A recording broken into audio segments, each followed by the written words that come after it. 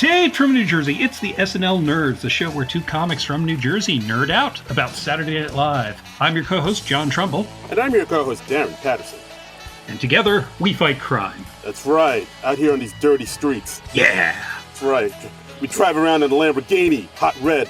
Yes! We've got a theme song and everything. Yeah, we take out punks, fight crime. We're like Crockett and Tubbs. That's right. We dress all in white with loafers with no socks. Right! Yeah, that's how we roll. That's right. And we also have a guest here in the studio, too, when we're not fighting crime and whatnot. That's right. That's right. We have a return guest. Ladies and gentlemen, you remember him, you know him, you love him from way back in the lockdown days. He was here with us on our world-famous Tommy Boy episode. Episode 93. Mm-hmm. And you know him from so many things. You know him from the Medium Popcorn podcast. Ladies and gentlemen, Mr. Brandon Collins. Hey guys! Thanks for having me back. It's been a long time. I know we were figuring it out before before we started recording, and it's been close to 3 years. You were last here in July of 2020, which that's so crazy. That seems nuts to me. And so much of the last 3 years are just such a blur for me that it all feels like it's still happening. I'm still mentally in 2020. What is time? Yeah, that's crazy. Almost 3 years. So much has happened since that last episode, and that was Tommy Boy, and we're back with another Chris Farley movie. Which is another Chris Farley, David Spade movie, Black Sheep from 1996. Yes. Yeah, this wasn't great. Yeah, but I mean, what have you been up to since then? Since you? Wow. You're out on the West Coast now. I'm on the West Coast. I got into the Universal Writers Program, so I've been out here writing a feature film for the studio with mentorship from studio exec, as well as Malcolm D. Lee's company, Blackmail Productions, which has been great. And I'm wrapping up right at the beginning of a potential writer's strike, the first one in like 12 years. So, good timing as always. Wow. I mean, that's exciting. And it also sucks that we very possibly have a writer's strike that's about to start. I mean, they're supposed to decide on May 1st, right? Yep. Tomorrow at midnight. That's that'll be right when we're dropping this podcast. So we'll know by the time this podcast is out, I think. Right. Yep. So, folks, if you're listening to this, you'll know whether or not Brandon will have a job as a writer or will need a job as something else by May 2nd to get into the business day. Have that LinkedIn page up, nice and updated, just in case. Oh, I'm updating it tomorrow, bro. have that LinkedIn page updated. Have that GoFundMe page updated. It's going to be all available for your listeners to come and see how they can support Mr. Collins. I hope you have a bit of a cushion, for your sake to get you through. I mean, because you never know how long these things are going to last. That's what's crazy is like it's all rumor mill, but I hear either like from people saying, "Oh, it's going to get resolved very quickly," to some saying this might be the longest strike in Hollywood history. And I'm like, right. Cool. Wow. And I mean, they've had some long strikes. I think how long did the last one go on? Like 7 months? 100 days. 100 days, I think. Okay. Yeah, over 3 months. So, I mean, that's the problem is this strike, like if it gets authorized, it's because there's a lot at stake. Like this is, right.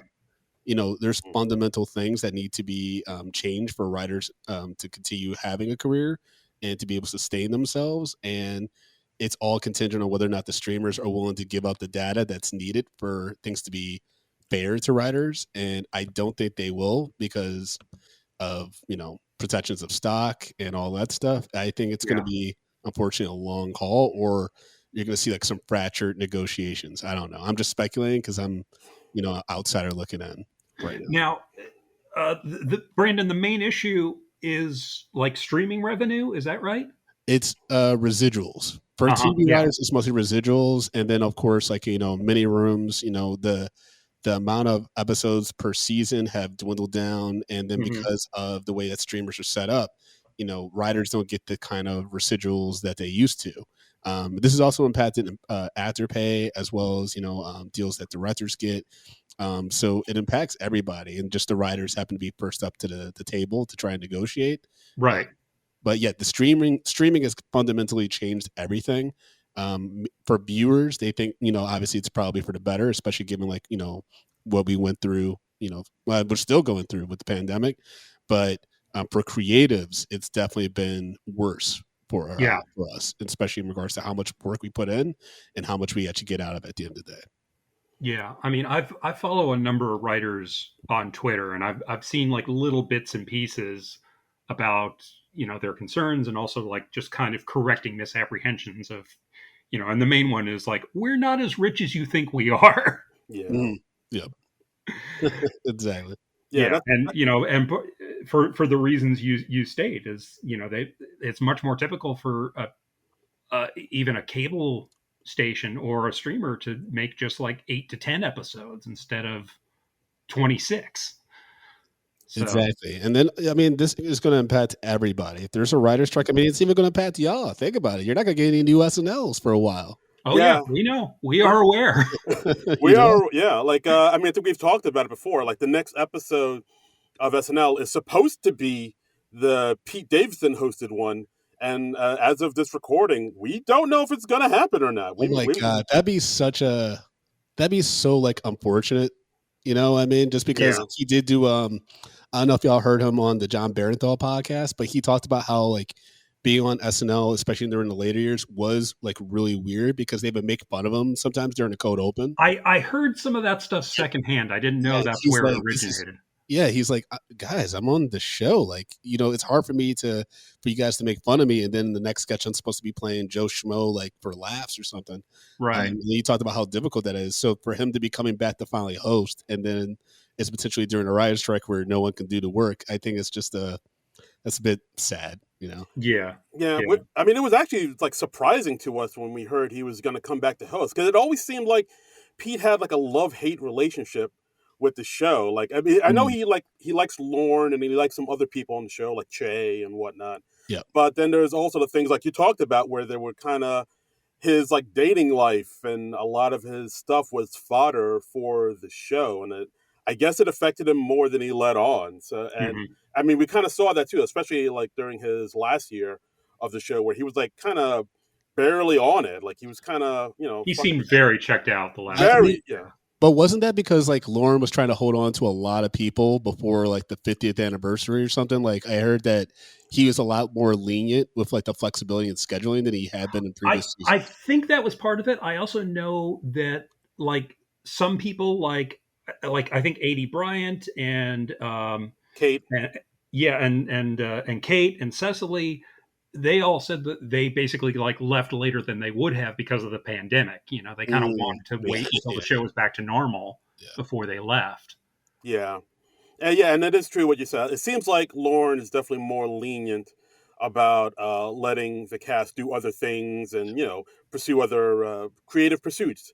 And Mhm. from what I remember, from what I've read in the book, like before that, like no, he was always more like no, that you're the cast of this show. You only stay on the show. You don't go off to do commercials or other shows. Like maybe during the break, the summer break, but Yeah, for the most part, like you work here. This is it. This is your yeah. job. This is I your, mean, like Taron Killam, we discovered doing this show when we covered a movie that he starred in and directed, Killing Gunther. He was basically fired or let go from SNL because he did that. Yeah, And oh and wow, I think that's why he got let go. Got it. yeah, and it required him to miss like maybe 1 or 2 episodes, I think. And yeah. Lauren was like, no. Yeah, even like David Spade, nice little segue here. But even he mentioned like how he had to turn down a very lucrative Super Bowl commercial because he couldn't get the time off from Saturday Night Live. Like Wow. I think Lauren was like, "No, you work on the show. You're here. You can't go off and do that." Which Yeah, was it's was interesting like definitely how much he's adjusted that. Now I want to ask you both because you're SNL experts on this for your opinion on this. Okay. Do you think Lauren is going to pack it up hmm. by the Uh time we get to the 50th episode, 50th season? Like after, I mean, there's no way I see him leaving before the 50th. I know, but like, do you Season. think the 50th season happens and then at the end he wraps up the show? Because if he leaves, I don't know if there's a successor in place, if he's even worked on that, like in a Right. low key capacity. And if SNL's been running the same system since he started it, and when he did leave, NBC really tried to like mess with the formula. I'm sure you all know in your research. Mhm. And so I'm curious, would he just like close up shop completely, like take all of his toys and go home, hmm. versus handing it off to somebody or trust the studio to continue the show? Darren, do you have an opinion on that? Uh, I don't know. I go back and forth on it. Like, at on one hand, at this point, SNL is such an institution. I don't see them just closing it up and ending it. Mhm. It's been on for so long. Yeah. Yeah, Like I don't, it's kind of transcended beyond just like a regular variety show at this point. It's like in yeah, some upper echelon. It's like its own thing now. I mean, but at the same time, you're right. I don't know what it would look like underneath somebody else's like a regime. Like you said, we've had it before with like the Gene Domanian years and the Yeah. Dick Ebersol years, and no one really even talks about those years anymore. They're just like the forgotten years in a weird way. Uh, well, I mean, I mean, we do. We talk about it. But I mean, like the we average. do. I mean, people. The main reason I think people remember the Dick Ebersol years is because of people like Eddie Murphy and Billy Right. Crystal and Exactly. all that. Yeah. Yeah. Because some of those people are very huge stars. I mean, Right. I Eddie Murphy is arguably the biggest star that come from SNL, right? yeah, Yeah. I would say so. Yeah. I don't know how much that would be up to Lorne though. How much of an ownership stake does he have in SNL? Does he own any part of the show? I mean, I imagine he has a pretty significant stake considering every movie like that's a spinoff of SNL or uses SNL talent. He is as a producer credit. Yeah. Right. You Much don't like negotiate that if you're yeah. low on a totem pole. Yeah, but I don't know if he's gonna pack up the whole. Like, part of me thinks that he's already maybe groomed a successor, and it's gonna hand off the show to somebody else with his blessing. Mm. Mhm. That's what I think might I happen. mean that would be what makes the most sense for me because, like as you say, it is an institution, and I can't see SNL wanting or NBC wanting to give up on SNL just Yeah, because Lauren is leaving. Yep. Um, Sounds. I think personally, if it were up to me, I would think it would make most sense for someone like Tina Fey or Seth Meyers to take over the show if they even wanted the job. And I don't know if either one would. Um, those would be the most logical choices of successors to me. I've heard some people say like, "Oh, Keenan Thompson should take over the show," and I'm like, uh, as What? far as I know, he doesn't really have a writing or directing or producing background, so yeah. I don't see how that works. Yeah, he's been with the show forever, but I think people just say that. Oh, good, he's been there for 20 plus years. He can run it. And it's like, can he though? No, that's the thing that everyone says is no one can run it like Lauren. So yeah, that's why, like, I'm, considering there hasn't been any public like not acknowledgement of a successor for him. I'm like, I can see Lauren being like, you know what, I'm going to close it all down. Oh, I'm going yeah. to stop it. is Lauren Michael with us on the podcast today? Who is that? I've heard enough imitations of him that it's one of the few that I could kind of get. Okay, all right. That was a good imitation. Yeah, I think ever since Doctor Evil, pretty much everyone knows how to Yes. imitate Lorne Michaels to some degree. So, Absolutely. Uh, um, well, I mean, speaking of Lorne Michaels, we're going to talk about another Lorne Michaels produced movie today. We're talking about Oh, boy. Black Sheep. Absolutely. Black Sheep from 1996. Yes, came out February 2nd, 1996. I can't find the budget on it, but it made Yeah. 32.4 mil. It made about as much money as Tommy Boy, but it's considered a flop or way bigger bomb than Tommy Boy. This movie was written by Fred Wolf, a former SNL writer, and Mhm. directed by Penelope Spheris, who directed Wayne's World. Wow. Okay. Yeah, Yeah, yeah, yeah. and like apparently David Spade in particular, he wanted the director of Tommy Boy to return and direct this movie, and I don't have his name handy right now. Peter Siegel. Peter Siegel, thank you.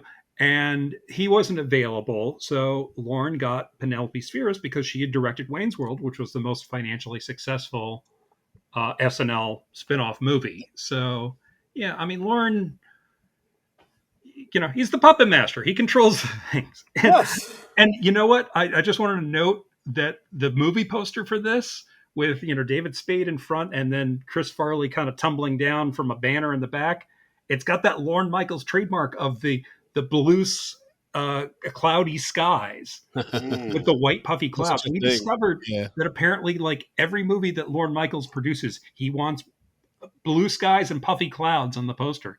Even for The Ladies Man, where he had a nighttime Oh show. yeah, true. That's Oh funny. wow, I didn't even That's think a of that. But, funny observation. but you see it on the posters for Wayne's World. You see it on the posters for Coneheads. And you see it on the poster for this movie, which I just find hilarious because Yeah. it doesn't look especially good. I don't see why that's a thing he insists on. But Like imagine the poster designer like goes to Lauren and say, "Hey, I have a new idea." He's like, "Does it have clouds in the blue sky?" exactly. It's I so think weird. maybe the only one they didn't do it on was Night at the Roxbury. Uh, Oh yeah, yeah. and that had night in the title, so I think they were pretty much in a corner there. But Black Sheep was the movie that Paramount was really pumped to get out because of the success of Tommy Boy. Yeah. Because it was kind of a sleeper hit they weren't expecting. They barely put any money or promoting into it. And then it made all this money. So they were like, oh, I guess people like this dumb shit. So let's get this movie like out ASAP. And yeah, apparently there was a lot of animosity or a lot of troubles in the making of this film, unfortunately. I mean, this movie, David Spade clearly like didn't want to be there. Like Mhm. his deadpan, like dry humor, like was even lazier than usual. Everything that felt like it worked in Tommy Boy, like they tried to clearly replicate in some to some extent here, and it just all fell flat for me. Mm. Yeah, Also, primarily because Mike Donnelly is the most creepy, unsettling protagonist I've seen in quite some he time. is. Mike Donnelly is Chris Farley's character in this movie. He is okay. We got Tim Matheson, who is running for governor of Washington State, Yes, and Farley is like his near do well dipshit brother Mike. and And Farley's the older brother, right? Yeah. Which is insane. Farley's the older brother, you said? I think so. Doesn't he call him little brother? Like, doesn't Mike call Al little brother? He does. That totally went over my head. If so, that is insane. Yes. He does. Yeah, he does it once in the beginning. Yeah, Farley's older than. What the hell? Okay. Whoa. Like that's That what is insane. dude. That Mike Donnelly has the creepiest, especially in the '90s. The way he interacts with these kids, I get it. Like Camp Noah was out at the time, Mighty Ducks. So the blending between adult responsibility around kids was blurred heavily. Uh-huh. But he's like clearly grooming the kid with the strong football arm because he's like, "Oh, you're new to town. Like, who do you live with? You know, like." Let me walk you home. And he's like, oh, you come practice with me. Like, and then he's drinking and smoking. I know he's trying to tell the kids like, don't do drugs and drink, but he's still drinking in front of these kids with an open container Right. while Right. his brother is running for governor. Like Mike Donnelly, that's the most problematic character I've seen in a long time. Honestly, like 5 minutes into this movie, okay, the movie opens up with this big campaign event happening in Al Donnelly's hometown, and we see Chris Farley as his brother Mike, and he's driving around this ratty ass campaign van or campaign truck, Yeah, like he made it and himself. It looks and like dogs are following him for some reason. I didn't really get why. they Yeah, never explain it. They you never never explain it. The dogs are just chasing after the truck, and he's trying to shake the dogs, and then he like loses control of the truck, and he ultimately crashes it under a movie marquee. Yeah, And like 5 minutes in, I was already exhausted with Chris Farley because he plays everything at 11 in this movie. yeah. I will Yes. admit that. I mean, like, okay, Darren, give me a little prompt. Tell me some really bad news, and I'll react as Chris Farley in this movie.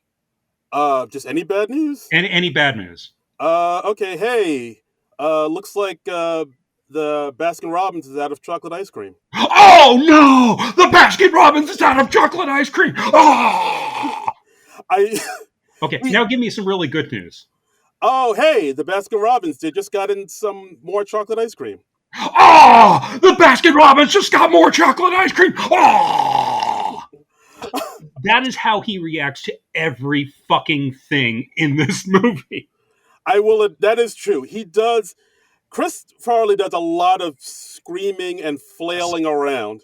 There And a are lot. no levels at all. Everything is just the same intensity, and The it just only got exhausting. the only time when he's subtle is when he's around the kids because he's trying to. It's so uncomfortable. Well, he's more restrained in a couple scenes with Tim Matheson, and Right. apparently, like Farley wanted to like do like more slightly dramatic or dramedy type stuff in the scene. He wanted it to be more about their relationship. Mm, Yeah, that I mean those the scenes where he's with his brother Al are a little Mhm. bit more quieter because you see like his Tim Matheson Al, he really does love his brother Mike and he knows he's a fuck up, but Right. he cares about him. Yeah, I mean, like 5 minutes in, I was like, one of the notes I wrote was 5 minutes in, I like Tim Matheson far more than Chris Farley because he's nice to his brother, even though he's a dipshit. And I liked that. I liked that he wasn't just a straight embarrassment to his brother because that would have been the easy way to go with it. Right. And yeah, so his brother Mike, he works at a rec center and is interesting, like you said, he's very close to the children, the boys. Mhm. There's this one storyline with that one kid Scott that doesn't really go anywhere. I don't know no, why they it doesn't. put it in It's there. like a scene at the beginning, and then they sort of pick it up at the end. And I was Yeah. like, It's oh yeah, I guess we saw that kid earlier. Yeah. Was it to just show that Mike can be like somewhat responsible, like I when the moment calls guess for I it, or don't. like he's Yeah, not complete, like useless, but everything that happens after those scenes like is completely bonkers and shows that Mike should not have survived past childhood. Yeah. yeah, yeah. True, true. Because like everyone in this movie is like aggressively idiotic. Yeah. So like basically Mike's an idiot and he's kind of an embarrassment to his brother. Al has a talk with his campaign manager and his campaign manager's like, yeah, we need somebody to get a hold of your brother and like sort of keep him tucked away while we do this campaign. And then that's where David Spade's character pops in and volunteers to do it in order to get like to get in good with the, governor elect and possibly get inside his political sphere, His, as it were, the inner circle, the inner yeah. circle. He's like the young Weasley guy. I mean, which is right in David Spade's wheelhouse, but his character is not all that Weasley, you know? Yeah, like Yeah, David Spade, a lot of people have their problems with him because he kind of plays the same character over and over again, over. like the smarmy, snarky guy, and Yeah. he does it well, but yeah, he does kind of have just like a one note type of thing, and he plays, A but little of them can go the long way, you know? yeah, and like I do like him in small doses, but even in this film, I was like, his acting I thought was really not great, like No, it was, no. uh, yeah, Yeah, apparently he clashed a lot with Penelope Spheris, the director. Uh, he actually at one point left a phone message for her saying, "You've tried to cut my comedic balls off for this entire movie." So yeah, they did not get along well. Apparently, she only considered Chris Farley to be funny, and she didn't find David Spade funny at all. yeah, I mean, yeah. we should accomplish with this film because I mean, when he gets the fire hydrant shot on him, and then he's doing like the fake, like fighting and stuff like that. It's like I'm like, why did they film this scene? This is just terrible improvisation. Yeah, Yeah. I mean, there's a lot of scenes in here where they just kind of drag on a little bit more yeah. than they needed to. And you can, A lot of scenes they just kind of deflate. There was like one scene that I thought was kind of amusing, or well, calling it a scene is generous. One bit that um, I could leap ahead and say it now, I guess. Like they Spade and Farley, they go out into the woods and they hide out at this cabin. oh yeah, And we So got to get to, crazy.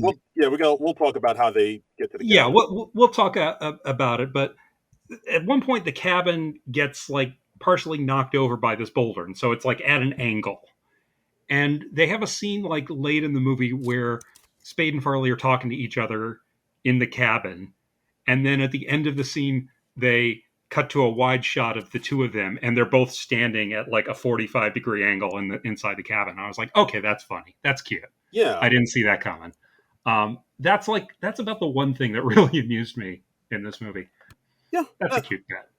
That was a Um, funny part. Yeah. yeah, Cause I didn't see that coming, and I was like, all right, that's cute. I'll give the devil its due. yeah, that's okay. Yeah. So basically the reason they're in the cabin is because, uh, Al Donnelly's, competitor, uh, Governor Tracy, played by Right, Christine Evers. played by another SNL vet, Christine Ebersol. Right. So she basically finds out about her Al's near to well brother Mike, and she tries to figure out a way to, oh, maybe if we do something to, like if we do something to we can maybe take advantage of.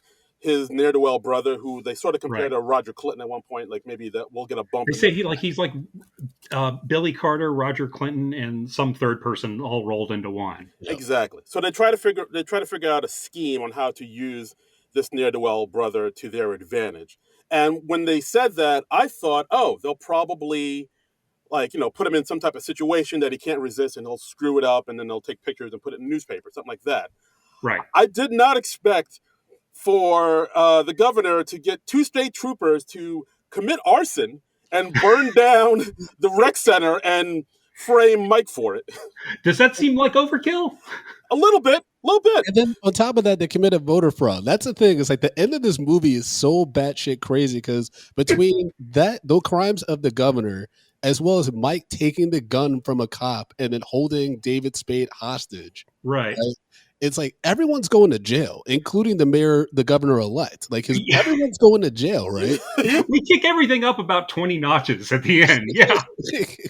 Yeah, it really The voter fraud thing was surprisingly topical. I was like, oh yeah, shit. yeah. That's They actually do what so many people are accusing others of doing in national elections of having like dead people vote and stuff. And I was like, oh, I didn't expect this movie to be so topical. yes. I did laugh though when the campaign manager, that character actor, was like, she put us all up to it, and he's like cheering and laughing like everything's gonna be well. I'm like, dude, you're getting arrested too, Yeah, right? like you just admitted to some crimes. You know, What you say is, I didn't have anything to do with it. It was all her. yes, snitches don't go scot free. I don't know if you know that. Yeah. By the way, the governor's aide is played by another veteran of National Lampoon's Animal House. It's Bruce McGill, who is DJ in the movie. Yeah. So we have both Tim Matheson and Bruce McGill, who never share a scene together. Right. Real quick, to Darren's point about snitches, don't get scot free. Mm-hmm. That I don't know if y'all ever saw the movie with Matt Damon called The Informant, but that was like one of the funniest parts of that movie is that this dude, like, he's a whistleblower, but then they're like, well, you also were committing crimes too, so you're going to jail. He's like, what? Oh, I don't get to just go home and chill. Yeah, A word. like, but I told y'all about the other crimes. I have not seen The Informant, but I hear it's really funny. It is on my my list of films I want to see. I need to check that out. Yeah. So I mean, so basically in this film, Mike gets fired from his job at the rec center Right. because I can say at one point he's going around town with Steve, David Spade's character, just like campaigning and just doing some grassroots stuff. And at one point, Steve goes into the store to get something in the car and is like, "All right, I'll be right back. Stay in the car. Don't go anywhere." And Mike immediately goes off to smoke pot and drink with teenagers. It's so crazy. Right. And he's photographed drinking beer with underage kids. And they hand him a joint. You never see him actually smoke it, I don't think, but he's just handing it, and he's like, oh, and doing his Chris Farley thing. It feels like, honestly, that they just photographed Chris Farley between takes. Yeah, like there's a lot of that where like he's getting high and drunk, where I'm like, oh, this is life imitating art right here. Yeah. Do y'all feel like though that there was a cut where he actually was like such a party animal that he just did that? It wasn't like I'm telling the kids to not do drugs. Like Maybe, yeah, because the ADR line of yeah, like, oh, you guys think this is funny? Like that comes after we never see him actually reprimanding the kids. And so for me, I think that there's there was an edgier cut where Michael kind of was unhinged, and like it's about David Spade trying to reel him in. Like, right. I don't know, like that scene didn't hit for me because I was like, well, yeah, he was drinking and stuff, and we never actually saw like the purpose behind him doing what he supposedly was doing. Right. I understand that there was a lot of lines that they like looped in. I noticed it in one scene in the woods when they're like stapling up campaign posters, and David Spade like kind of wanders off, and right before he leaves the frame, we hear like this line. He's like, "I'm gonna go do this thing," and I rewound it back because it sounded like it, or it looked like it was dubbed, and yeah, his mouth was not moving. So yeah, they've got a lot of stuff to like cover plot points and I guess put in new jokes or whatever. But yeah. I wonder if this was originally intended as like an R-rated movie, and they were like, "Oh no, it has to be PG-13." Yeah, for the kids. Yeah. So, guys, should we talk about Gary Busey and his character? Oh I my mean, I god. feel like we have to. I originally thought he was just a random cameo, but no, he comes back in the movie. What was Gary Busey like? Gary Busey's career is so fascinating to me because there's a Yeah. period apparently where he was kind of like a sex symbol, and then he was like in because he was like the love interest in like Rookie of the Year, and he'd be in movies like Point Break, but then he's in this where he's batshit crazy. It's so weird his career trajectory and what he's done. Well, I think he just started getting the bizarre roles after he had that motorcycle accident. He was like riding without a helmet. And Mm, apparently most of his eccentric behavior can be attributed to like a head injury. Yeah, that Uh, makes a lot of sense. because I mean, yeah. before that, he was like kind of considered like didn't he? He was in he played Buddy Holly in He was Oscar nominated for that, I believe. Yeah. yeah, he was Oscar nominated for that, but then he, like you said, he got into that motorcycle accident. He's just never been the same since. Yeah. And I found out that like I think he was on that Dr. Drew rehab show, Celebrity Rehab, and yeah, and Dr. Drew was like attributing most of his weird behavior and his addictive behavior to like the head injury he suffered in that motorcycle accident. And I was like, oh shit, that makes so much sense. Yeah, Mhm. it's And I mean, I have trouble like kind of laughing at Gary Busey's antics ever since that. yeah, but I mean, he does seem to have leaned into it and made it sort of his thing. Like, Oh yeah. Yeah. I mean, I will admit he does have some fun. Well, so basically, he shows up because at one point, Steve, David Spade's character, is driving a car. He almost hits Gary Busey's character crossing the street, and like they immediately get into like an argument, a fight. Right. Like David Spade should apologize for almost hitting a man, but he kind of Yeah, doesn't. he just escalates it. Like Yeah. David Yeah. Spade escalates every confrontation he has in this movie. He's not. There's no redeemable qualities about his character at all. I know it's so weird. And this is like one of our protagonists, one of the people we're supposed to be rooting for. And I'm just like, no, this guy's just an asshole. I don't like any of these people except maybe the Tim Matheson character. Yeah, Uh, like I think it was so weird. Yeah. yeah, like I think at one point Busey says like I'm not so far from pulling you out of this car and beating you into the dirt. Right. And then, and then shortly after that, Spade loses him in his car. And then he gets immediately caught in a traffic jam because of a campaign thing. This next part is so crazy. And then he like ditches his car to try and avoid Busey. Doesn't even close the door in his car, which I thought was weird. And then surprised when it's gone. Like it's like, bro, Yeah. you left the door open with the keys in. Someone was supposed to You steal it. left it with the engine running and the door open. What did you think was going to happen, sir? And I remember watching this scene and I was like, all right, he ditches his car. And like, if you look at it, there's two parking spaces right next to him. But why just park there and just bounce, yo? I don't know. And there probably aren't even like any parking meters because like Chris Farley took out all those parking meters at the beginning. Yeah, So you have no excuse. there's a lot of plot holes here. But like, so yeah, after they torch the youth center, uh, That was so Mike, crazy. Mike Why has was a friend. He's a friend who's a cop who's like a state trooper or something. Who that guy's lets him going to jail go too? just The guy because of from their long-standing friendship. And like, why is this friendship? We get no backstory on it. And he just like pops up to let Chris Farley do random shit. Yeah. What's the name of the actor? It's Grant Heslov, right? Like, did you know that he's an Oscar winner? Is he really? Yeah, for Argo. Like Oh, he wow. was a production company with George Clooney, I believe. Huh? I had I no only idea. I know him didn't from, recognize. I only know him from Congo. Yeah, He was- I just vaguely recognized him. I mean, I was like, he looks kind of familiar, but I didn't look him up or anything. So yeah, he's definitely been in like stuff I recognize. I'm looking it up now. Oh wow, yeah, he's a producer now mostly. He was a producer on what is it? Good Night, Good Luck. yeah, he does a lot of George Clooney movies. Yeah, Oh, yeah. nice. Okay, so he's part of Clooney's posse. That's pretty cool. That's gotta be tough. Because I mean, not saying he's a bad looking dude, but he's kind of a goofy looking dude. And like, if one of your Yeah. closest friends is George Clooney, that's kind of tough. Well, I mean, Clooney's married now, so Yeah. Yeah, true. Mm-hmm. so he probably has a lot more cast-offs than he used to. But but yeah, he was in a bunch of stuff. He was in True Lies, Congo, like you said, Okay. Oh yeah, I think I remember him in True Lies. Yeah, The that's where I Birdcage, recognized him from. Enemy of the State. Yeah, he's been around. But like he pulls up, the cop friend pulls up immediately after, and Farley's like, "Hey, I didn't do this," and he's like, "Oh no, don't worry, I know you didn't do it. You go ahead and get away. I'll just call it in as I'm the only one here. And You know, we get no indication of why he's willing to do this for this guy. Must be nice. And at yeah, the end of the movie, when like Farley and Spade are trying to get away or get to somebody somewhere in a hurry, he's like, he gives them "Take the my car, squad car," and I'm like, and they still get caught. It's so crazy. "What?" And I'm like, "Why don't you just drive them there in your squad car? Then you are not committing a crime, sir."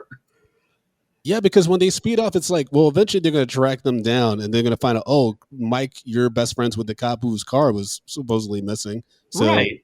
it's oh boy, It's a decision that makes literally no sense, and like so many people in this movie, and yeah, it's a comedy, so you got to give it a little leeway, but still, like, I mean, I'm like, so many people are making the most idiotic possible decision. Like David Spade is, he's up on a hilltop in the woods, and he's like standing on a boulder, and he steps out to the edge of the boulder to get a better cell signal, and I'm like, why are you doing that? Yeah, That's dumb. a You're lot. supposed to be the smart one. Yeah, a lot of bad decisions. So yeah, so basically, like you said, they torch when the rec center gets torched. They get Steven and Mike get away. They call Al, and Al's campaign manager Roger tells them, "Hey, hide out in this cabin in the woods I have before while everything dies down." So they're on the run, like Yeah, innocent people do. yeah, Which I was like, why is this? And yeah, and then we get this whole chunk of the movie where they're just in the woods. yeah. I don't know. But there's no real urgency or anything. We don't ever get the feel that there are people after them or anything. no. No, It's not just really. they just fuck off to the woods for a half hour. Well, Yeah, that's because the campaign manager's like, just get him off the grid. That was the only logical plot point in this entire movie was like the campaign manager getting so frustrated and saying, we just got to hide your brother because he is a real big liability, right? True, true. Um, Yeah, but then like the whole thing at the cabin, like none of it made sense. And I get it's all for comedy purposes, but it wasn't even like when they slept with the roof ripped off the cabin. I'm yeah, like, don't y'all have a car that yeah, has a roof? Like, why aren't yeah. you And in yeah, there? Farley is like still getting in the top bunk when it is literally hailing on top of him. And I'm like, at the very least, you could get down on the floor and crawl underneath the bottom bunk or something. yeah. Or just like go to a motel. They'll take anybody. Like I go. don't know. They're like fucking Yeah. drug dealers and murderers in motels. Just go there. And you know, I mean, I know if the movie was funnier, we wouldn't question any of these logical flaws. You don't Yes, start questioning stuff like this unless you are not enjoying the movie, unless Yeah, absolutely. you're detached from the movie. So yeah. I mean, I will admit that I did think like the time that in the woods in the cabin, I did feel like dragging a little bit. Like that whole thing yeah. where they're just running away from the bat and trying to get it out. That went on way too long. What's the deal with the scene where David Spade meets like the four mountain boys and they spray him with a fire extinguisher for no reason, and And then we're they doing put it up like his butt. Yeah, yeah, that was a we're whole. doing a Deliverance theme parody in That the was Deliverance, right? yeah, they're doing the With the little explosive? dueling banjos in the Yeah. soundtrack. Okay. And Yeah, there was no point to that. That just went yeah, no. and like the main redheaded kid, I was like, oh, I recognize him from the American Pie movies, and he's Yeah. been in a bunch of stuff as like a nerdy kid. Yeah, Sherman Mayer. he was an Angus, I think. Yeah, yeah. I don't know his name, but you've seen him, trust me. Um, Yeah, he has a look. but it was just so random and out of nowhere, and like those kids never come back. They don't relate to anything else in the movie. I'm like, why is scene? Yeah, it just kind of. I was very perplexed by this movie. I think. It's a very basic plot. It's just like, Yeah. I think they weren't clear on one, what kind of comedy they wanted to go for, and then two, how irresponsible they wanted to make Mike, right? Because Right. they're trying to make him like obviously so um aloof and clumsy that he is a liability to the campaign, but Right. also likable enough where you want to follow him. And so honestly, David Spade's character didn't feel necessary because he really didn't do anything to prevent Mike from being disastrous. All he kind of was there as the side commentary that didn't add anything to the story. It didn't push Mike's journey forward in any way. That's true. Yeah, we never see Spade say like, "Hey, Mike, you shouldn't do that stupid thing." It's just Mike does stupid thing. David Spade makes snarky comment. Yeah, I mean, I really think they just had him in there because the two of them had such a hit with Tommy Boy, and I guess people were thinking, oh, they could be the new comedy duo, like the new Bing Crosby and Bob Hope or Abbott and Costello or whatever. And like, Right. so that's the only reason he's in this. But I don't know. I got to admit, like the chemistry between them was kind of off. It wasn't as high as it was in Tommy Boy. Like they were, Well, I think Tommy Boy, right? Tommy Boy makes sense because it was so low budget and no one was really paying attention to them. So I think they were just able to be buds and have fun. Right. Whereas this one, I think, because of the hype of Tommy Boy, it just felt like this was less fun for them, probably. Yeah. And for me, it's like Tommy Boy is also like the thing I like about Tommy Boy is that it was so endearing and also like right. it had a good like mission, right? Like he's trying to help save the factory, right?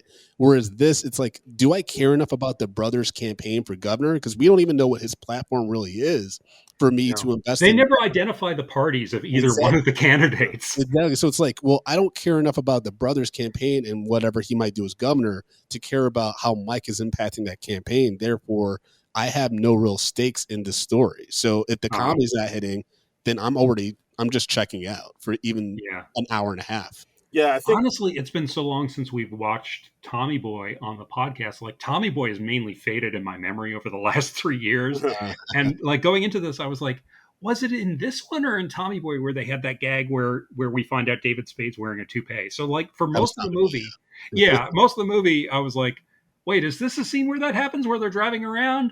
And I was kind of half waiting for it to happen, and it never happened. And I was like, oh, I guess that was in Tommy Boy. yeah, So but I mean, Brandon, to your point, yeah, this movie Black Sheep does feel not as authentic as Tommy Boy because according to IMDb, Black Sheep was a contractual obligation for Chris Farley. He had signed a two-picture Oh deal wow. when he made Tommy Boy, and he now owed them a second movie. this was with Paramount. Yes, Paramount was rushing to get a script out before he was able to get out of the contract. At the same time, Farley was being offered $3 million for the lead role in Sony's The Cable Guy. The original Cable Guy script was tonally very different from the finished product, and it was more of a simple, fun story. As Farley was about to sign the deal, somehow the Cable Guy script made it to Jim Carrey, and he suddenly expressed interest in doing it. Because Carrey was the more bankable star, Sony let Farley go and went with Carrey instead, who turned into a dark black comedy. Sony was going to pay Carrey $20 million, the highest payday for any actor at the time. As for Farley, Paramount has exercised the option clause in his two-picture deal with them, forcing him to do this film instead. Sony did pay Farley off for Cable Guy, but Paramount only paid him under $1 million for this film. Yeah. Wow. Interesting. Yeah. And I was reading he like another role he was considering was the Randy Quaid part in Kingpin, the Farrelly Mm. Brothers movie, and I was like, Yeah. okay, I could see him in that part. He could have done a good job with that. That's very much in his wheelhouse. Yeah, he Uh, could have done that too. I could have maybe. I mean, we could have gotten Chris Farley as the Cable Guy. That could have been in a yeah, sliding like doors. Farley. Yeah. Apparently, this movie came along at a point in his career where Farley was like he wanted to diversify a bit and do some stuff different from what he'd done in the past. He said, "I was tired of doing like Fatty Falls Down." Yeah, And that's why he was kind of pushing for more of a focus on the relationship between the brothers, between Al and Mike, and the scenes that are just one-on-ones with Tim Matheson and Chris Farley. They do have a different feel to them. It's a little straighter. It's not as outrageous, and you do get the sense that Tim Matheson's character really cares about Chris Farley's character. And I was like, I kind of like these scenes. yeah, These are interesting. A little more of this wouldn't have been bad. yeah. But I mean, it's basically the same thing that happened with Belushi, where after he had done Blues Brothers and Animal House, he was just known as the loud, raucous party boy. And after a certain point, he was like, I'm kind of tired of doing that. I want to do other things and more dramatic roles. And Right. like I mean, he did them, but to varying results, and like Yeah. people really weren't with it. They were like, no, don't try to be serious. We like to see you get drunk and fall down. I mean, like I was thinking about Belushi a lot during this movie because I know Yeah. Belushi was like Chris Farley's huge idol, and he modeled himself and his career after Belushi in many ways. But I was like, Belushi knew how to play it subtle. He has a lot of quiet moments, even when he's playing Bluto in Animal House. Yeah, It's not always just him going food fight or giving the speech where they charge out of the frat house. He has a lot of quiet moments and he gets a lot of laughs without even saying anything. Well, there was this docu-series, I forgot what it's called, but it's about like comedians, and Mhm. one episode was about Chris Farley, and for growing up when I was like watching comedy and like thinking about getting stand up, I always thought as a comedian you always had to be on. Yeah. And Chris Farley kind of lived by that. Like if he wasn't getting a lot of attention, a lot of laughs, he would always ramp it up. And so I think he never got the opportunities to really explore what it's like to be subtle with his comedy and just like his acting. That's why like hearing that he was up for the Cable Guy is really interesting because for me, I think that was the beginning of seeing Jim Carrey's evolution towards being a dramatic actor. Even Uh-huh. though it is very comedic, but it's dark comedy. It's very disturbing, right? And Right. so it I would have mean, been it's very different from like The Mask or Ace Ace Ventura. Ventura.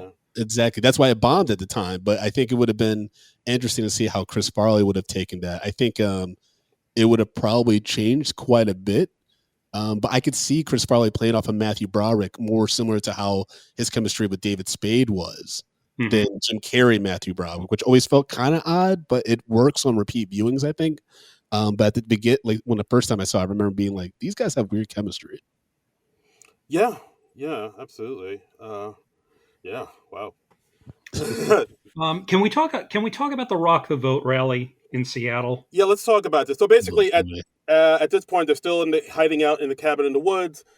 Right. Mike gets in touch with his brother's advisor, campaign advisor, and the campaign advisor, Roger, does not like Mike at all. And he says, "Yeah, your brother doesn't want to talk to you. He calls you, he calls you an idiot behind your back, and just stay away from here as far as possible." So Mike is like, Oh no, my brother's calling me an idiot behind my back. Oh. "Oh!" So Mike is like, I gotta go see him. I gotta go talk to him. I gotta go. We gotta work this out. So he drives to a Rock the Vote rally concert in Seattle. He drives by Right. himself because he leaves David Spade's character just sleeping, who's like sleeping in bed with like a Playboy magazine. So it's just Right. so there's this whole chunk of the movie where there's no David Spade at all. Yeah, apparently one of David Spade's big complaints was he was telling the director, "You need to give me more scenes with Farley." Uh, and Penelope Spheres, who didn't like David Spade, apparently was just like, "No, I don't think so." Which is just such a bizarre choice when you're selling the movie on the comedic duo of Fade and Farley. Like uh, Fade, oh, good God, Farley and Spade. I don't know why I'm having so much trouble saying that. I'm not drunk, I swear. I mean, I obviously we weren't there, but given that this is a female director and that at the time SNL was very male centric, Mm. Hmm. I can see David Spade not necessarily possibly playing nice with being told by a female creative what to do. Yeah, I mean, that is very possible. Yeah, It's I mean it's the they did '90s. have a real boys club mentality, especially in that era of the show.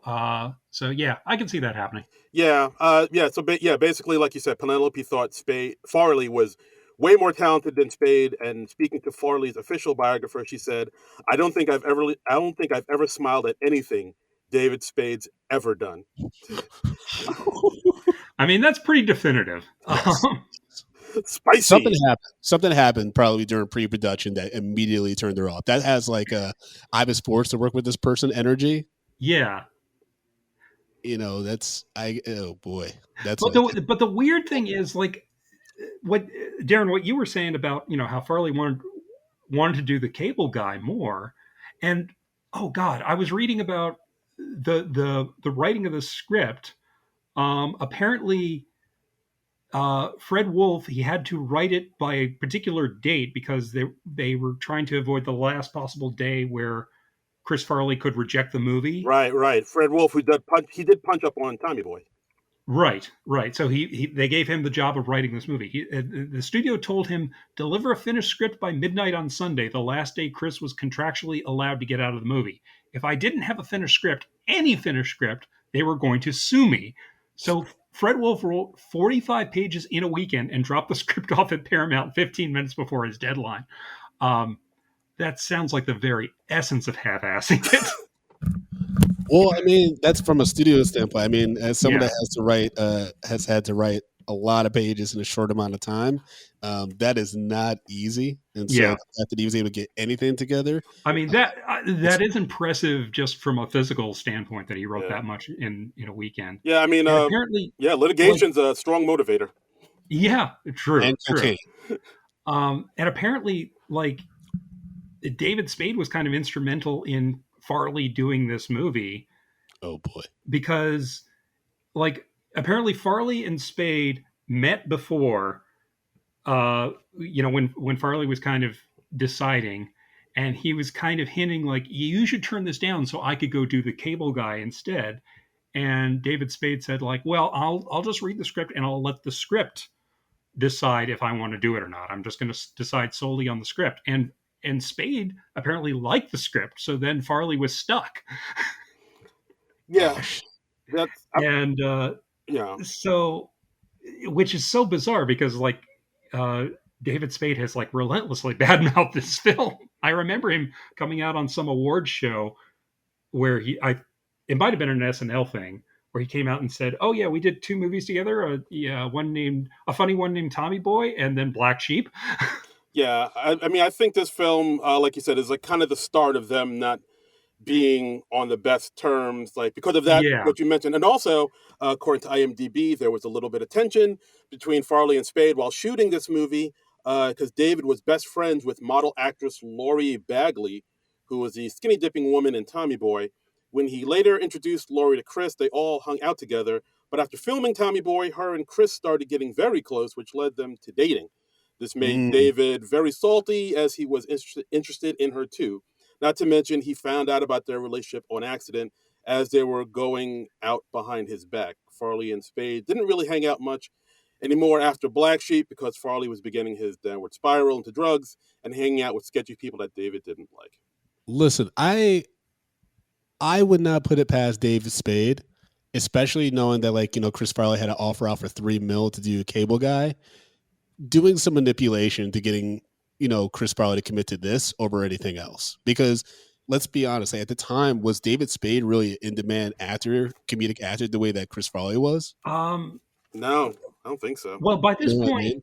was he still on SNL or had he started just shooting me by this point? I think they all were gone at this point. I think Okay. Sandler, Rock, all of them had left at this point. Yeah, this Because is Well, wasn't because there I like know Spade stuck around on SNL for a little longer, and he was doing like the Weekend Spade in Update, right? America, Oh, okay. and which was basically like kind of the Hollywood Minute thing broken off into its own segment. But that didn't Mm. last for very long. It didn't last for more than a season, certainly. Um, yeah. so So I mean, yeah. I see what you're saying, Brandon. Is he would want to maybe protect his golden goose, Yeah, it's Hmm. well, he could. So he was trying to keep Farley kind of under his thumb.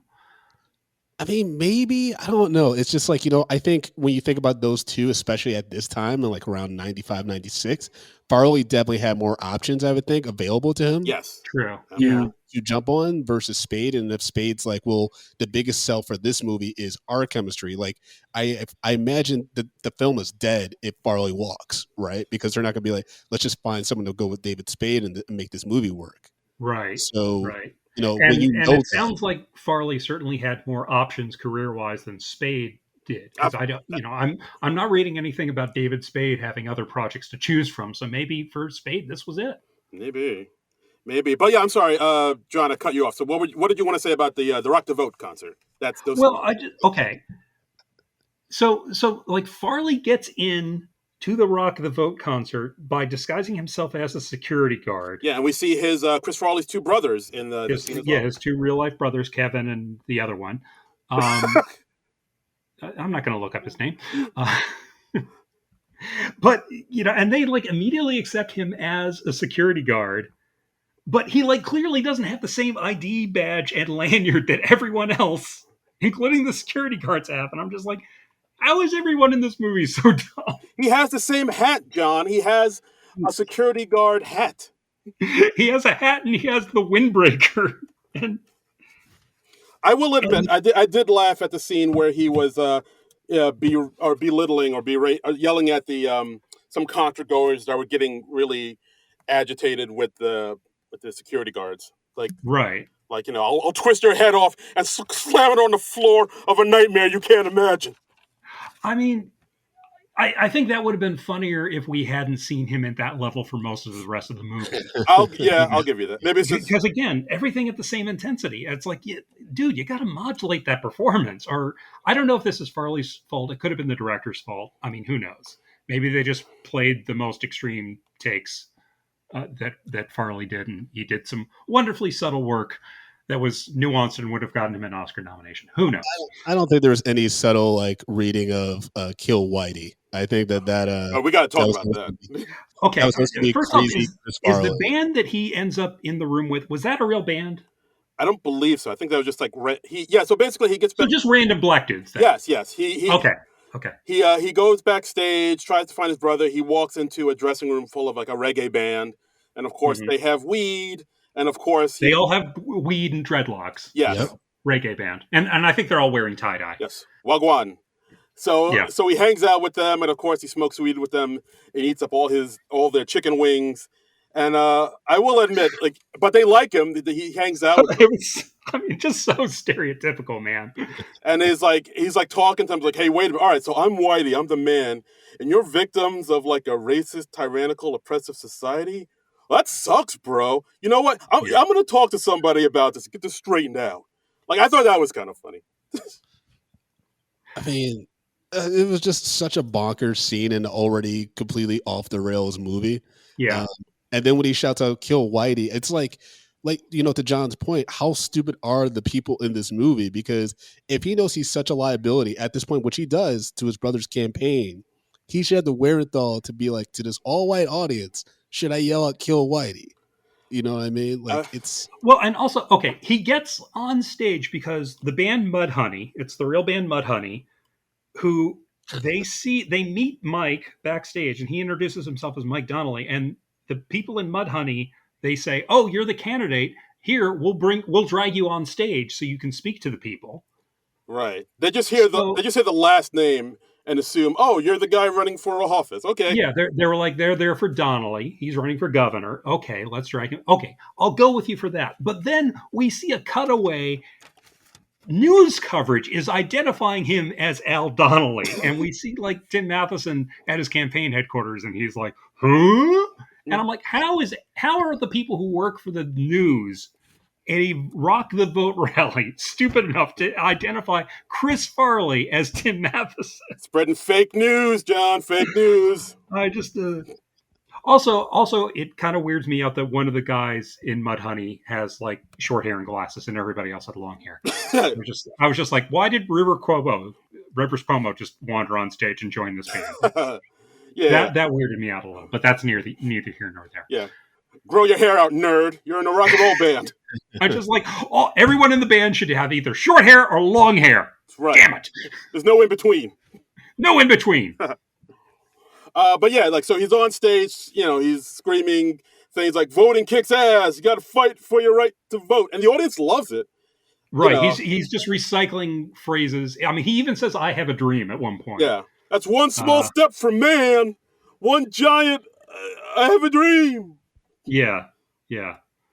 Yeah. And then he yells out, "Kill Whitey" as his closer. Yeah. Mm-hmm. And I think also at this point, I was like you mentioned, like the news is there. And then I was like, wait, isn't he like on the run? Like, isn't he like hiding out for this arson thing that people think he might have done? What happened? Just kind of forget about that. Yeah. Yeah. What happened to that storyline? Are you on the run, or are you just embarrassing? I don't know. Exactly. Like, the movie just kind of did whatever was most convenient for the scene they were doing at the time. Well, he clearly is not on the run because he took a police car, then took another police officer's gun, and again took a hostage at the rally. Like, but he's white, so it's all totally okay. So okay. It's all at the governor's mansion, right? Like, he would be shot. They would assassinate him.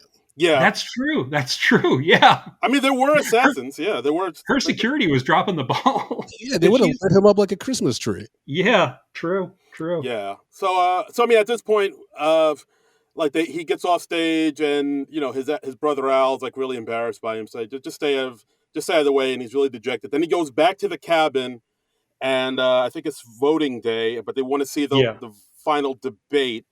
So they figure out, well, I saw this TV satellite. I saw a satellite somewhere here in the woods, so we can go see it. And of course, it's the satellite of Gary Busey's character, Saturn. Ha! You thought he wouldn't come back in the movie. We proved you wrong. Yeah, because apparently he's like this war vet who lives out in the wood in a bus, which I thought they dropped the ball because like I thought that would have been the perfect opportunity to have him live in a van down by the river. Yes.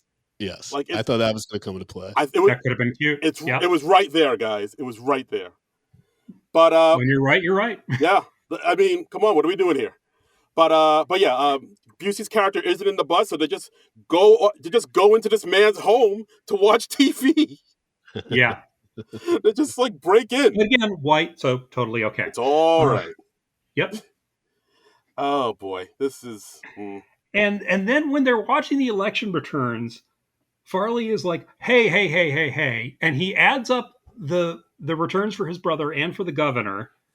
And he's like, wait, this is like 18,000 something. There are only 15,000 registered voters in Garfield County. And I'm like, whoa. Suddenly this character is smart enough to A, do basic arithmetic, and B, remember how many voters there are in Garfield County.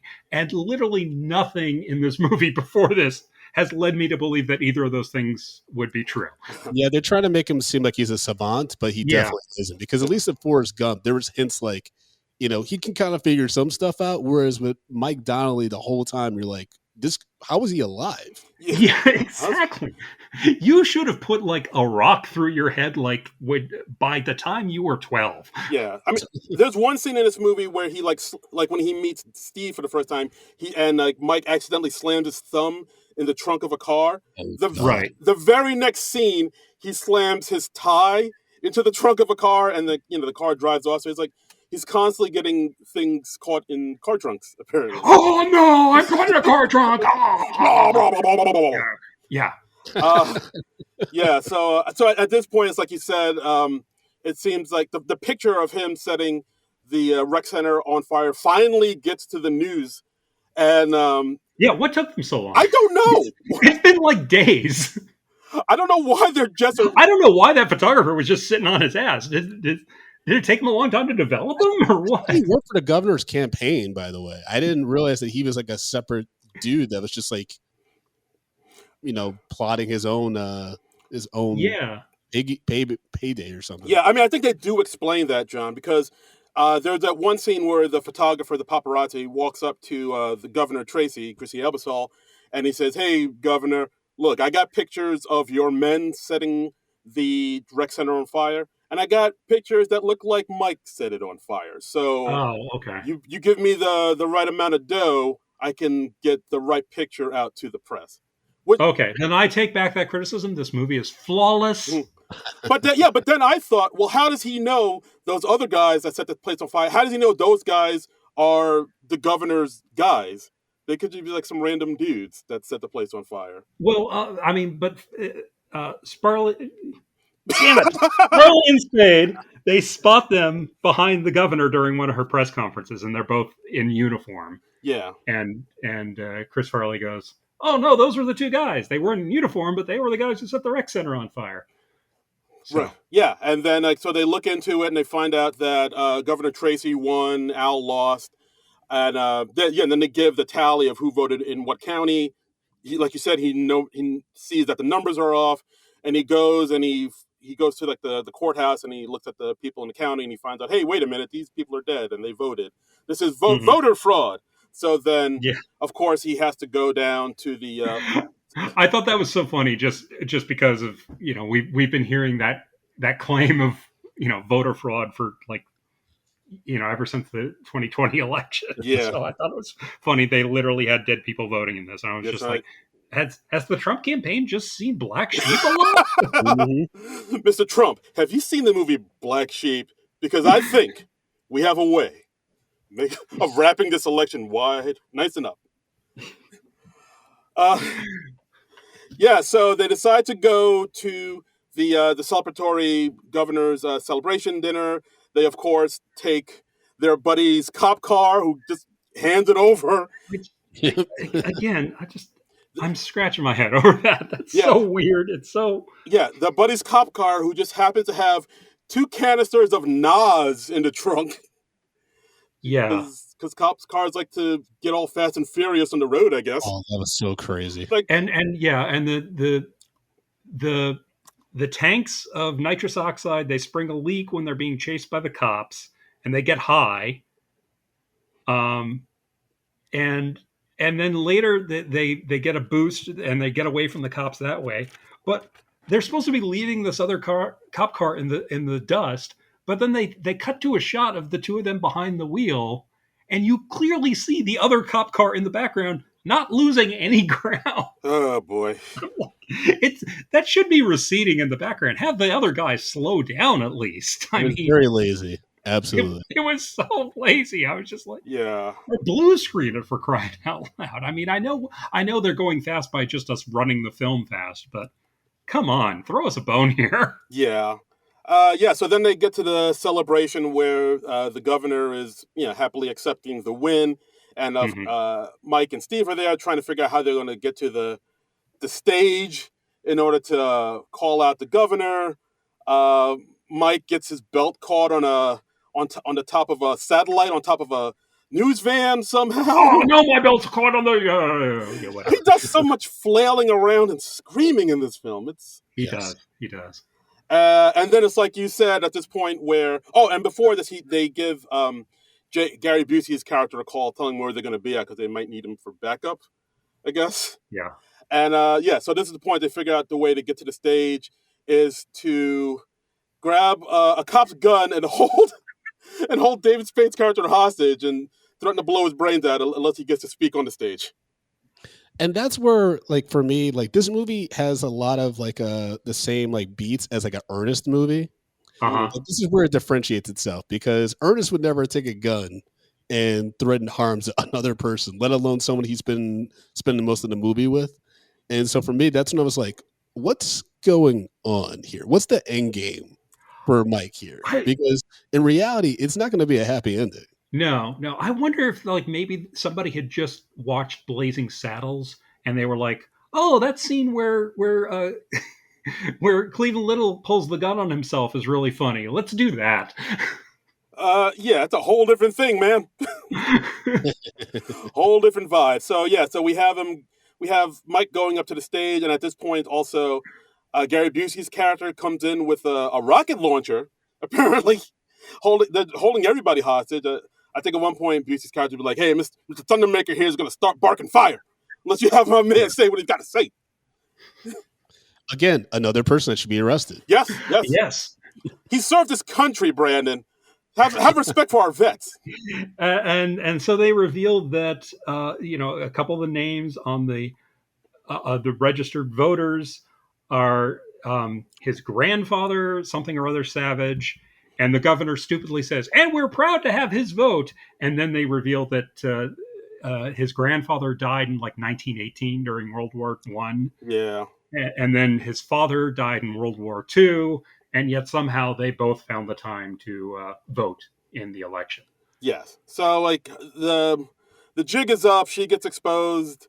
Of like, and then Bruce McGill sells her down the Bruce river. McGill sells And it down the river. I was only following orders. Yeah, and I think at that one point, Gary Busey's character called him a hero. Tries to lift him up in the air because he can't because he's a big boy. And then he like comes crashing down onto the podium, oh, and I like hated this. Yeah. and he falls on Christine Elbersol's character, and he's trying to break free because his leg's on the podium, and he ends up just like, But he's basically just humping her yeah, for a disturbingly long time. That's our closing image. Yes. yeah, That's And then we cut to like a front page photo of them doing that on the front page of a newspaper. I was like, okay.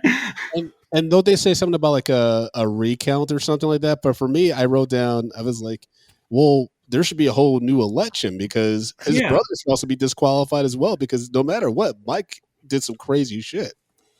Yeah, I guess it's sort of like, one of those movies where like the person is on the run because they're falsely accused of a crime and they commit all these other crimes in trying to prove their innocence, but somehow none of that counts because you were trying to prove your innocence, doesn't count. Like at least at the end of The Fugitive, they had the sense to like rearrest Richard Kimball at the end because they Oh, recognized, yes, it is still illegal to run from the police and state troopers and federal marshals and break into places. Like you still have to answer for all those crimes. Nope, John, clean slate. Yeah, so basically, I guess all's well that ends well. Tim Matheson becomes the governor-elect. Right. Um, Signs a football for the kid at the beginning. who oh my God. I, I hated that. And he signs it with like a regular pen. Did you notice that? yeah, that was Yes. weird. I was like, don't you need a Sharpie to sign a football? How does a regular Also, pen show up at all? but also, why isn't his brother Al? Why isn't Al saying, "Hey, buddy, what's going on with this kid? Because you haven't talked about football at all during our time together. So This is why is he so important to you, brother?" this is wildly inappropriate. Yes, it's so bad. I don't like it. It's Yeah, I mean, I get, like I said, like you said before. I mean, I'm sure it's to show that he's like, oh, he's a teddy bear. He cares about the kid. He has a he's a heart of good gold. guy at heart. He loves the kids. He's got a childlike mind. But What did he do at the rec center? Because I don't believe that the rec center will still be standing if he had any role in maintaining it. he was supposed to be some sort of coach, like a little league coach or something. Okay, the ambiguity that we don't really know what he did makes it even more disturbing.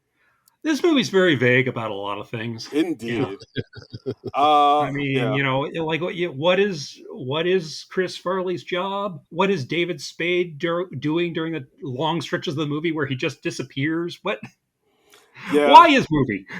Why is movie? Yeah, David Spade is just. It just. Yeah, that's the thing about this movie. It just seemed like no one really wanted to be there or do anything here. Like, I mean, we already established that the writer just kind of wrote this under duress. Right. Chris Farley didn't really want to do this movie. David Spade kind of wanted to do this movie, but actually also The director didn't want David Spade in her movie, apparently. Yeah. This is like the very essence of everyone phoning it in. Yeah, I actually saw an interview that came out recently where it's on YouTube. Maybe I'll tweet it out, where they talked about. They talked to Penelope Spirits about this movie, and she basically says, "Yeah, I just did it because Paramount paid me $2 million to do it because like Wayne's World was such a hit, and I wanted the money to go towards something I was really passionate about. It was just so this was just a paycheck." Well, I can get that. I mean, hey, if you gave me $2 million, I would direct a movie with Chris Farley and David Spade, 100%. Yeah, and but even with Spade, this movie really did a number on him because, according to IMDb, the combination of bright lights on set and working under sunlight while making this film damaged David Spade's eyes permanently. Even he says, like, I have to wear a hat even indoors, and flashes in particular freak me out. I even have to make them turn down the lights in the makeup trailers. Like, his eyes became way sensitive to light because this movie. I read that too, and I so don't get it. I don't get how just spending like a few weeks or months out in the sun can permanently damage your sight. Unless he's just staring directly at the sun because he was so depressed. I don't know. And I'm not. Look, David Spade says he has that condition. I will take him at his word, but I need a little more explanation. I don't get that at all. It's I don't get how like decades afterwards, his eyes are still fucked up. It's a little unclear, but yeah, I guess. Yeah. This movie cost David Spade his eyesight. This movie. Yeah. Well, and apparently, this movie helped cause Chris Farley to relapse. Oh, jeez. Yeah. So he fell off the wagon after this movie, and it resulted in him going into rehab for the 5th time. Yeah. I mean, I could. So, yeah. Yeah, I think this movie partially responsible for Chris Farley's death. Maybe he did die a year later in December of '97. Yeah, he was. He went to a preview screening of Black Sheep in New Jersey. With his brother Tom. He hated the film. He was so upset about the way the film turned out that on the very same night he lost 1.5 years worth of his sobriety. He got drunk and trashed his hotel room, causing $3,000 worth of damage. That would lead into what was his 5th stint in rehab. Oh, wow. Yeah. Whew. I mean, wow. Yeah, that's a lot. Yeah. Like, I mean, he really did kind of monitor his his career after Belushi, because like I think that happened to the Belushi too. Like as soon as his first bomb came out, it really fucked him up, and he kind of Yeah. went back into drugs. So also, yeah, that's the movie, and it wasn't. I remember this movie not being very well received. Yeah. I think Yeah. Trumbo, I think you have something to say about what Siskel and Ebert said about this film. Yeah, I actually looked up because I'm a big fan of Siskel and Ebert and like Roger Ebert's reviews in particular, and I couldn't find his review for Black Sheep in any of my Roger Ebert books, but I did find the original Siskel and Ebert review of this movie, and I want to play a clip of it. This is going to be Gene Siskel talking about it. This is after Roger Ebert has had to say he did not like the movie at all. They gave it 2 thumbs down. So this is what Siskel has to say. I have a confession to make. This is the first movie that I have ever walked out on in a theater in 26 years. I envy you. I envy you. I cut out after 20 minutes to go. I pretended like I had to go to the bathroom, so the people, and I came back in again, so they think I went to the bathroom, and then I went out again.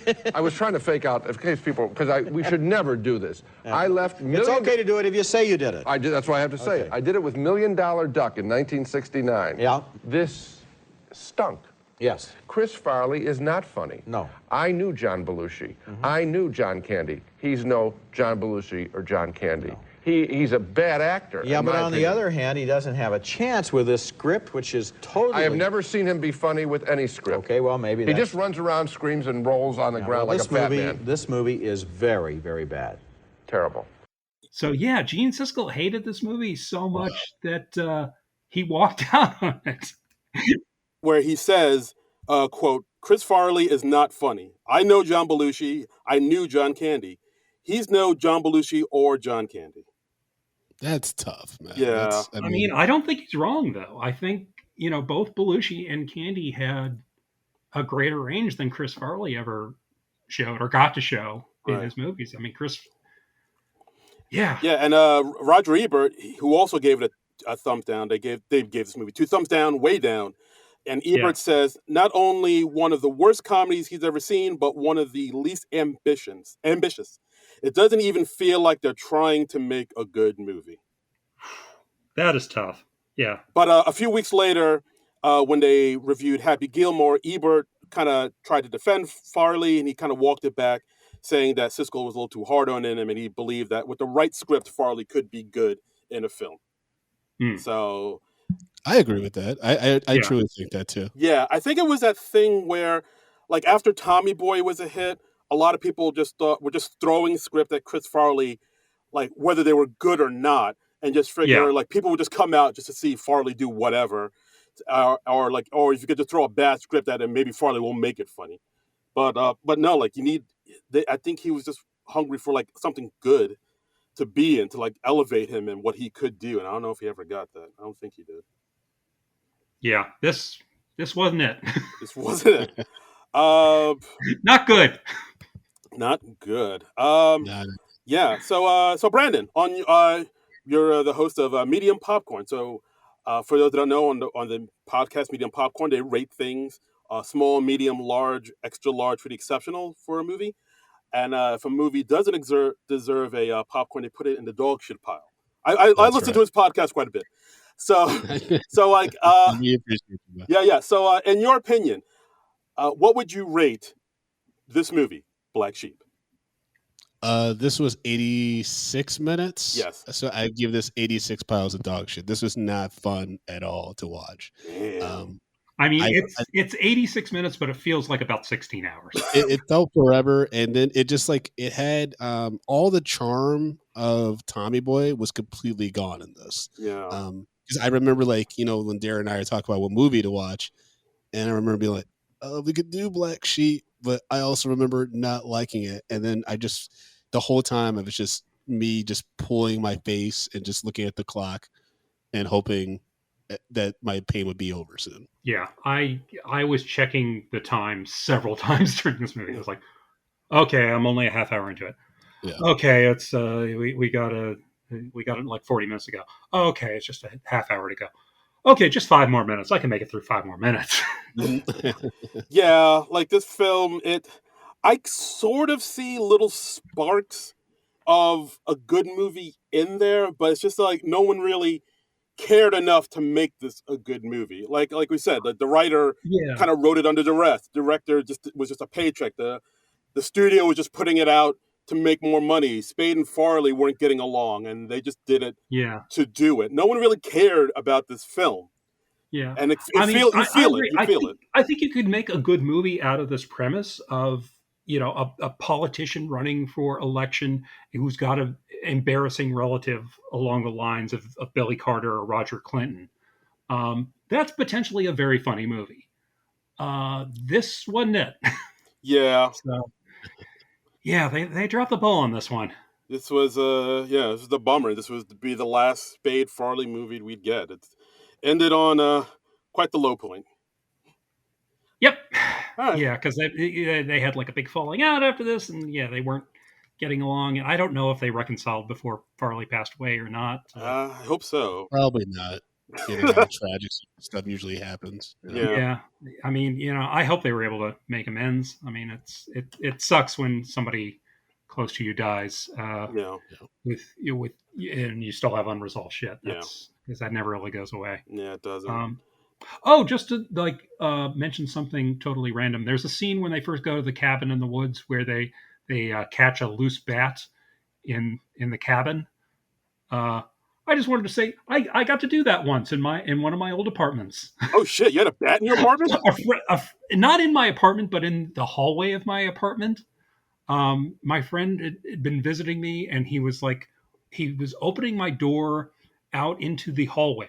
I was in a basement apartment, and then he immediately closed the door and to be back inside. And I was like, "What is it?" And he's like, "Oh, there's a bat on the light fixture up there." And I was like, "Oh shit!" And I called my landlady about it. And my landlady was this older woman who was probably half senile. Okay. And she somehow persuaded my friend and me to try to get this bat out of the building. And so we were going after the bat with one of us with a garbage can, one of us with I think it was my laundry basket. Oh Jesus! and we did somehow manage to maneuver the bat into, I think, the laundry basket, where we could cover it up, and then we set it free outside. Oh my God! So I was watching the scene where they're trying to capture the bat very critically. I was like, no, that's not how you do it, guys. You need a basket. That bed sheet thing's not going to work. Wow. John Trumbull, vampire hunter. And then, of course, because I saw a bat in my home, I was inspired to go out and fight crime. Of course, bringing it back to the beginning of the podcast, John. Very nice. Yeah. All right, one more story real quick about this movie, then we'll go to Twitter. Penelope Spheres had notable disagreements with the writer Fred Wolf throughout the entire production of the film.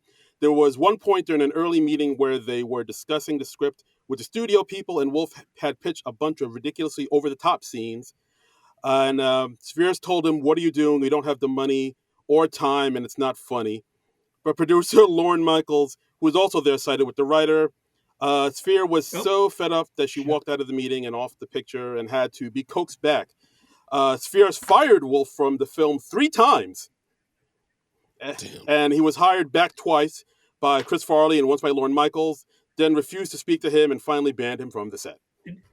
Wow. So, a lot of bad vibes throughout the entire movie here. Oh yeah. I mean, sounds like just a pleasant experience from beginning to end for everyone involved. Yes, absolutely. Wow. But yeah, let's go to Twitter. We put out to our folks that we were doing this movie, and we had a couple of responses. Yeah, we did. Our good friend Manette Marati says, "To some degree, I get the idea of a comedy with a Billy Carter type, but perhaps this was made in the wrong decade and the stakes wasn't high enough to be regarded as something good." Yeah, I think that, and also the fact that it's not good. Yes. And we also have Jacob at Dark Matter _362 saying, "I absolutely love Black Sheep. I know everyone involved had issues with the final product, but Farley is so perfect, he outshines any imperfection outside of his performance. His Rock the Vote speech is flat out one of my favorite comedic scenes of all time, as well as The Attached." And then he has the gif of him drinking with the teenagers saying, "Smoking, snorting, shooting, sucking, toting, popping, dropping." So that's definitely a take. It's definitely a take. Well, I mean, hey, look, Jacob, I'm glad you enjoy the film. It's I like it when people like stuff, but I wonder how recently you have seen the film. Like, have you watched the film recently, or do you just remember it well from like watching it when you were a kid? I would be That's a very lonely curious to know person. that. Yeah, Yeah. that's lonely. Yeah, I would. Yeah, like Jacob, give that film a watch. Maybe you saw it when you were younger and were more, carefree. It was a better Yeah. time. I would. But hey, if you like it and you want to continue on liking it, that is totally okay. I do not want to yuck your yum. You know? Absolutely. Absolutely. And yeah, so that's the film, guys. That's our podcast. Black Sheep. Hoo boy.